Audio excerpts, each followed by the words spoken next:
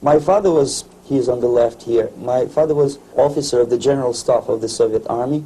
He was inspector of land forces, Soviet troops stationed in countries like Mongolia, Cuba, East European countries.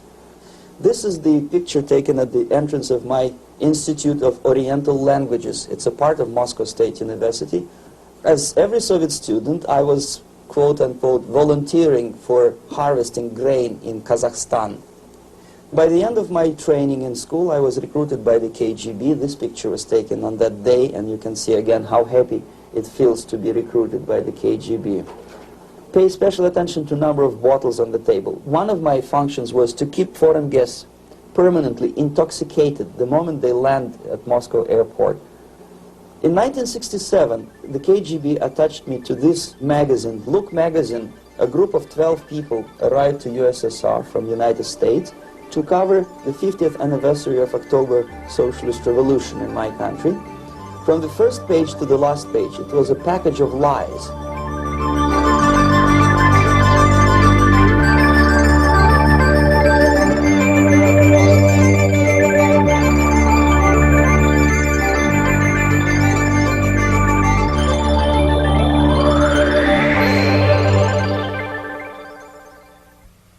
Our conversation is with Mr. Yuri Alexandrovich Bezmenov.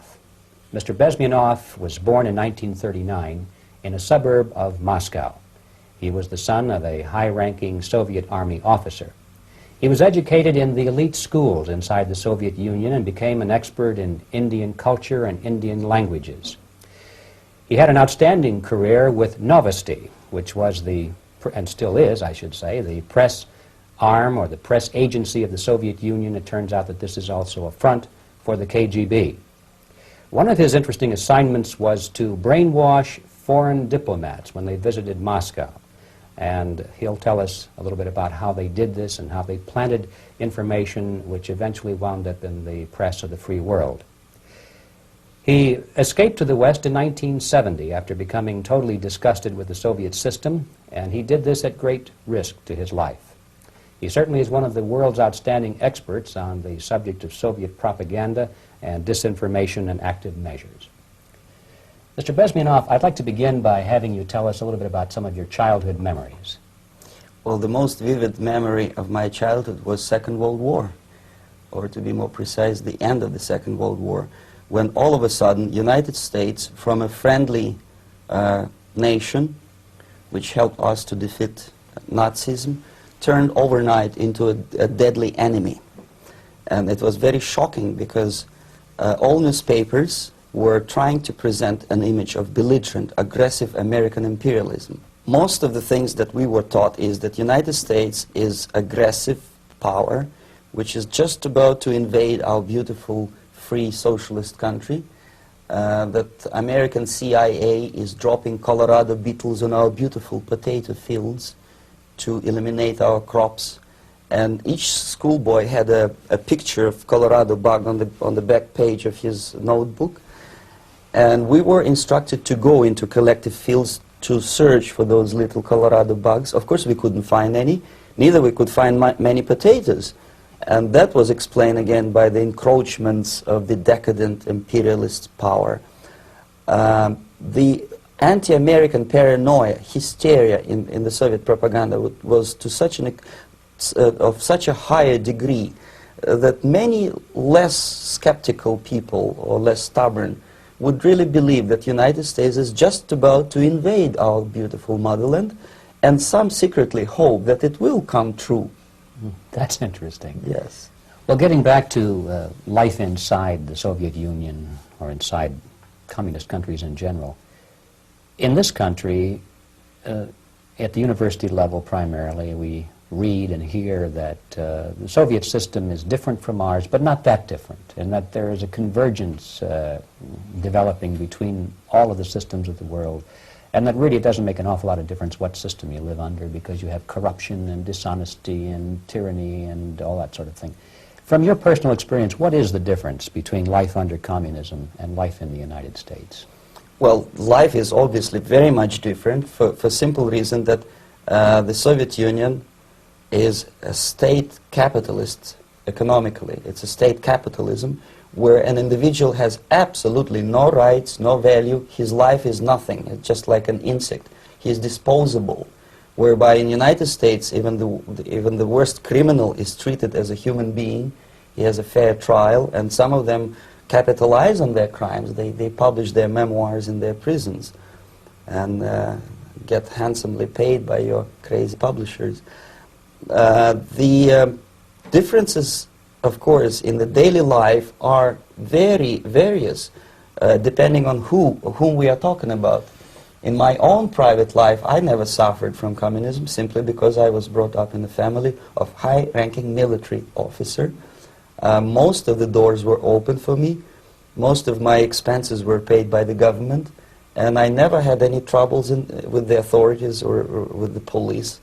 So, in other words, I would say I enjoyed, or I had good reasons to enjoy, all the advantages of so-called socialist system. My main motivations to defect had nothing to do with affluence. It was mainly moral indignation, moral protest, rebellion against the inhuman methods of the Soviet system. Well, specifically, what did you object to? I objected, first of all, against oppression of my own dissidents and intellectuals. And that was the most disgusting thing that I witnessed as a young man, young student, who was brought up at a very troublesome period in our history, from Stalin to Khrushchev, from total tyranny and oppression to some kind of liberalization. Second, when I started working for the Soviet embassy in India, to my horror, I discovered that we are millions times more oppressive than any colonial or imperialist power in the history of mankind. That my country brings to India not freedom, progress, and friendship between the nations, but racism, exploitation, and slavery, and of course economical inefficiency to this country.